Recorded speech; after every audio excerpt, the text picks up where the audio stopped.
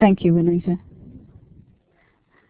I'd like to welcome Amanda Griffiths to our presentation today on the health industry.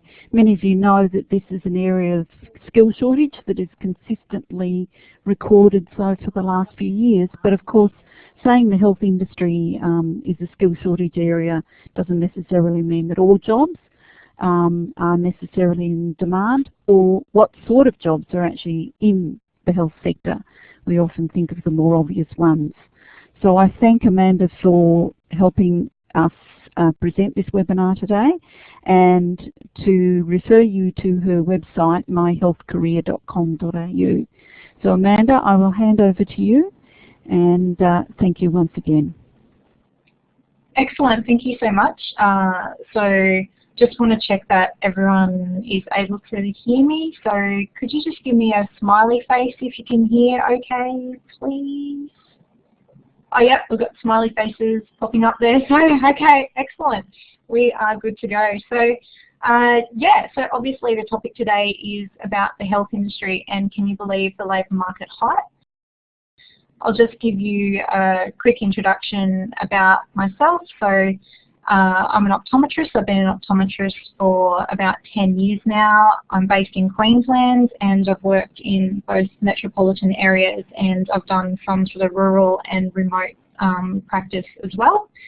I have supervised optometry students in a clinical setting, and it was kind of after being with the students, you know, 5 years after I graduated, and I sort of saw, you know, they were going through the same things that I'd gone through 5 years previously. They were coming into the profession just as clueless as I was coming in as well. So I thought, you know, wouldn't it be great if there was some sort of website to, I guess, complement what you know, careers advisors are doing in schools. You know, to give people, you know, information about what's actually happening in the industry as we go through time. So My Health Career covers 10 professions. There's a lot of video content on the site, a lot of interview material from real health practitioners talking about, you know, the ins and outs of their profession. And there is also the option to subscribe for free for email updates about what's happening in the health industry. So I do actually get excited about labour market information. I don't know if that's a bit weird, but you know, maybe it's a bit of a quirk that I have. But the reason being, obviously one of the reasons why I created My Health Career is because I wanted people to come into the health industry and have a good experience of the health industry, so that they know, you know, what to expect when they get there. Obviously, yes, there have been skill shortages in health, and that has been a cause for a lot of hype around the health industry. So today I was wanting to cover a few main points about, you know, why is there all this hype around the health industry and what myths do we need to dispel. Also some specific health professions to watch closely. Also a bit of sort of, you know, things to think about in terms of the ins and outs of some of these health professions, in terms of, you know, if it's difficult to get a job, you know, where to from here sort of thing. Also, how quickly can labour market dynamics change? And we'll just sort of touch on a little bit of the National Disability Insurance Scheme as well. So let's start off with, why is there so much hype around the health industry? So I've got to say, over the last couple of years since I've launched the website, and I have been going to a number of different careers events, every time I have kids come up to me and say, oh, you know, there's a lot of money in the health industry, isn't there? And you know, there's a lot of hype around that. So if you look at the data, I think part of that hype does come from the GradStats data, and that being, if you look at the data from the end of last year, the top 5 median graduate incomes for university graduates, obviously, you know, health features there, 3 out of the top 5 in there. So I think a lot of them sort of come over to me saying, oh, you know, there's a lot of money. And I think, yeah, it's not unfounded, but I think there is a lot of hype around it. So I guess if we can just dispel the money one up front, just get that out of our system. So if you look at the average annual income for an Australian in a full-time job, it's just under $60,000. And you don't have to go through all of the numbers here by any stretch of the imagination, but the whole point of this slide is, on the left-hand side we have obviously health industry occupations, as opposed to on the right side we've got other industries altogether. So I would say, unless you are looking at becoming a medical specialist, whether it be surgical specialty or anaesthetics or something along those lines, there are other options. So, for example, if you look at, say, physiotherapy, an architect makes a similar amount of money, or if you look at dietetics, a construction manager makes a similar amount of money.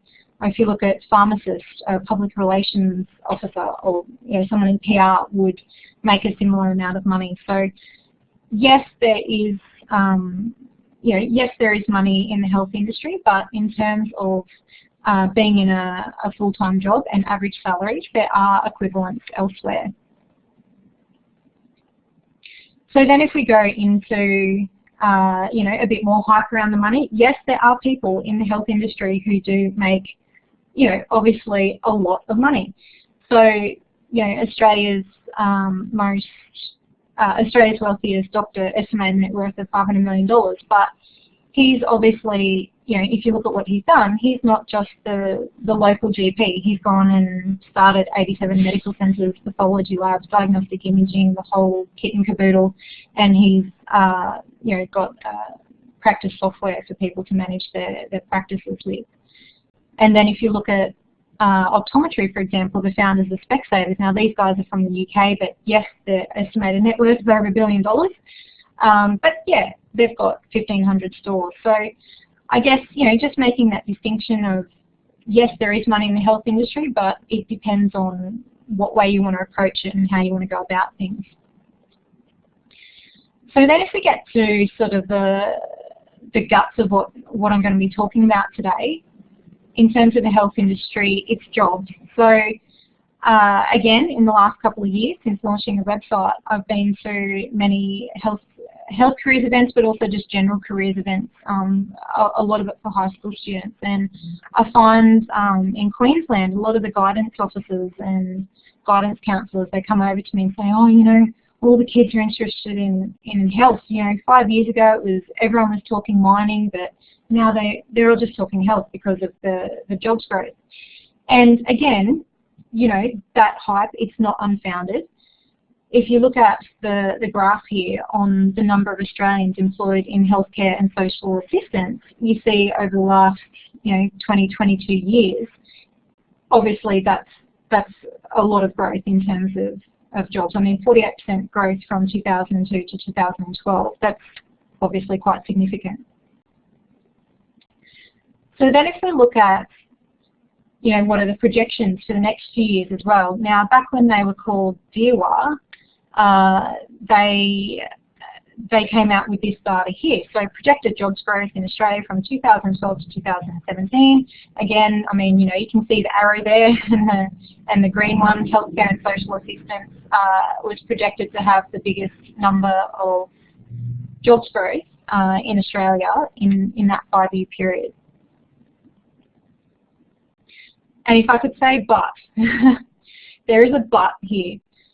Now, in terms of this whole little sector, healthcare and social assistance, obviously, yes, it does include your nurses, your physios, your dentists, your podiatrists, all those people are in there. But what is also in healthcare and social assistance are your aged and disabled carers, your childcare workers, your receptionists, welfare workers, even kitchen hands, anyone who's involved in, the food management or the actual making of the food for hospitals as well, commercial cleaners, all of those sort of people are involved in the health industry as well, or healthcare and social assistance as this sector is called. So what I tend to say is, okay,